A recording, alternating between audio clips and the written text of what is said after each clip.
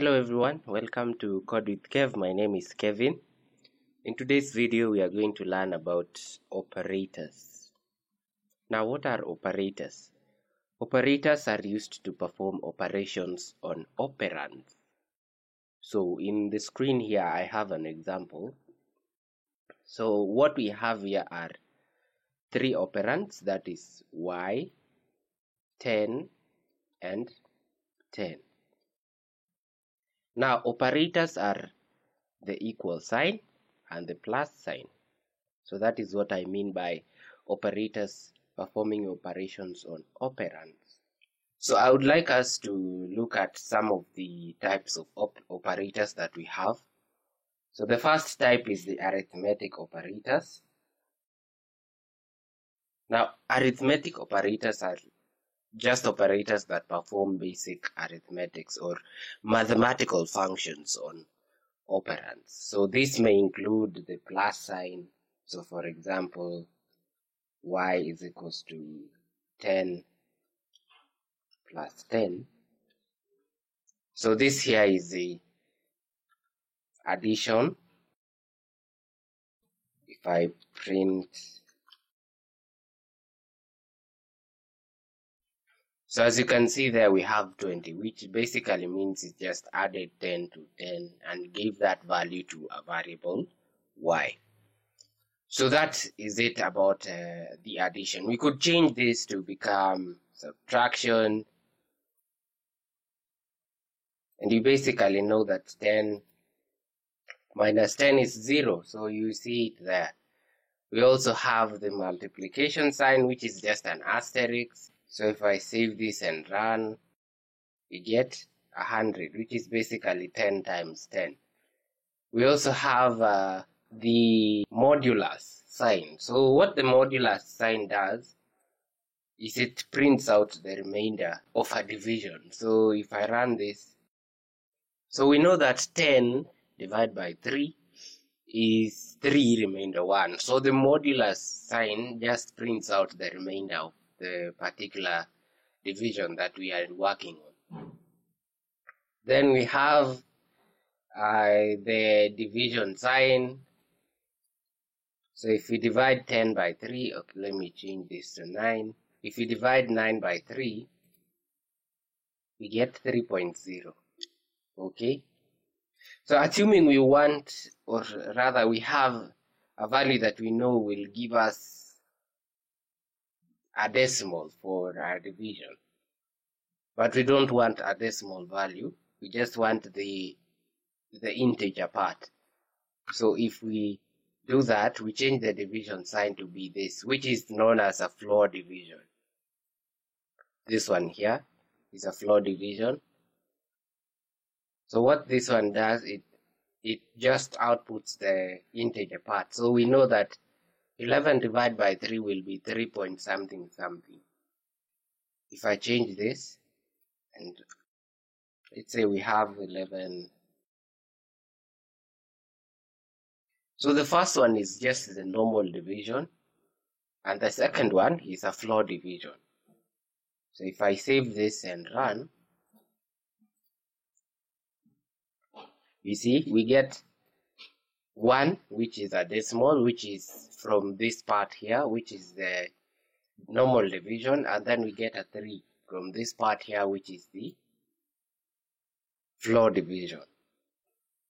We also have comparison operators. Now, comparison operators are basically used to compare different values, okay? So if you want to check whether a value is the same or not the same, we can use comparison operators. So I'm just going to create a new variable. I'm going to name that a, which is equals to 20, and another variable b, which is equals to 10. Now, comparison operators will do this. They will just compare the two values that we have. So we have the first comparison operator, which is the equal sign. So what that does is, I'm just going to print a equal b. So what this operator here does is it compares the two values, that is A and B, and it checks whether they are equal. Now the output here will be a Boolean value which will tell us whether that expression is true or false. You see, we get a false, which means that A is not equal to B. If we change this to say that A is not equal to B, we'll get a different value. We get true. Okay, so the first one, which was the double equal sign, printed out false because A is not equal to B.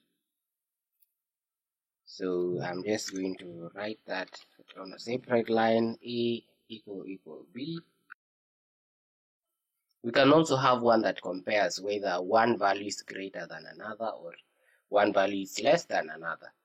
So we do that by using the less than sign. If we want to check whether A is less than, we can say that A is less than 10 and then run that. See, we get a false, a Boolean value which is false, basically meaning that A is greater than 10, or this expression here is false. Okay, please take note of this because you are going to use it in the if-else statements, which we'll look at in coming videos. So I'm just going to show you one more. A is greater than B. If I run that, we get true. Basically because A is greater than B. We know that 20 is greater than B.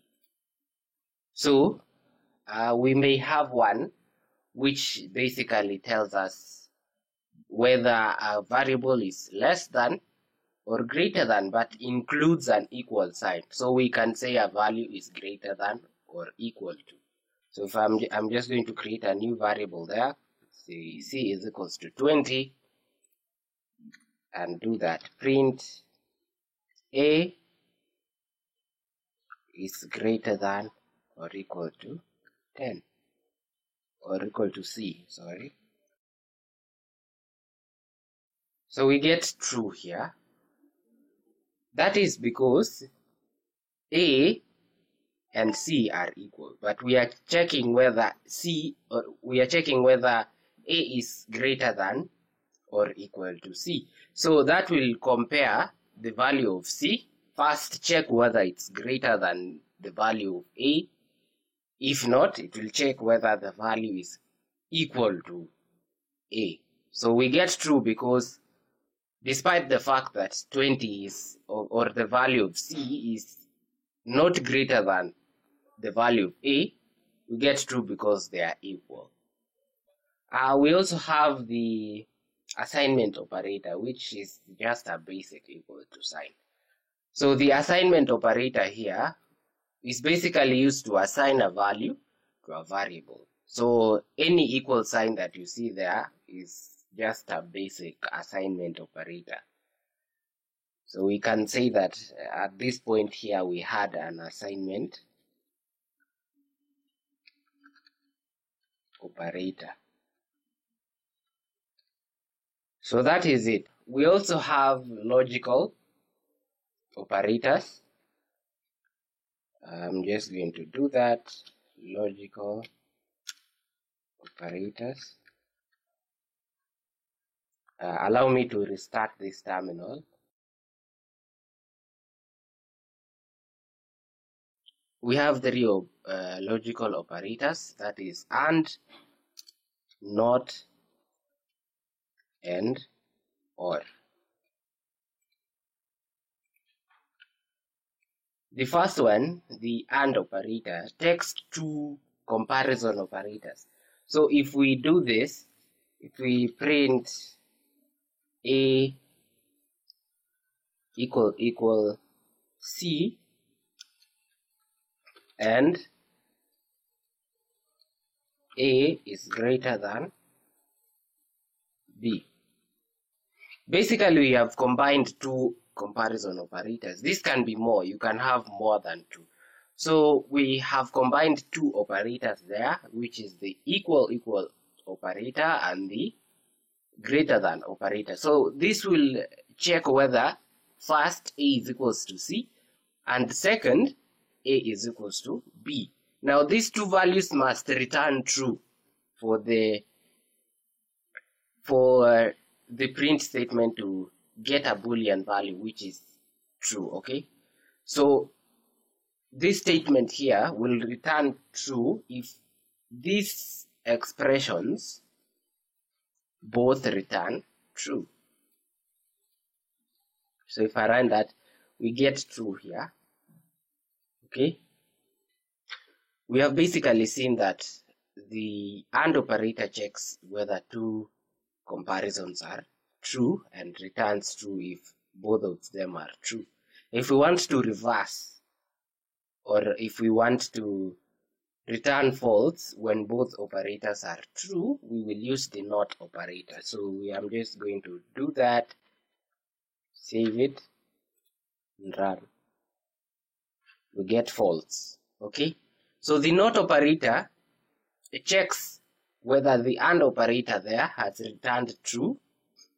Okay, and if the AND operator has returned true, it will output false.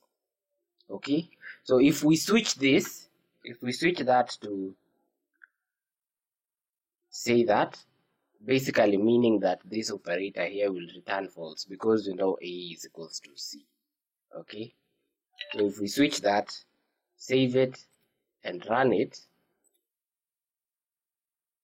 we are going to get true. Why? Because the AND operator there returns false. It basically returns false. So if the AND operator there returns false, the NOT operator will convert that to a true. Okay. Now we also have the OR operator. So I'm just going to say A is not equal to C and C is greater than B. Okay, so I have there print A is not greater than C and C is greater than B.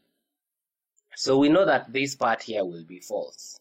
I'm just going to change this to OR. So we know that this part here is true, is false, and this part here is true. So the surprising thing about the OR operator is these two sets do not have to return true. It just needs one to return true. Okay, so if one of them is true, the output will be a Boolean, which is true. Save that and run it. As you can see there, we have true. Okay, so that is it for the AND, OR, and NOT operator.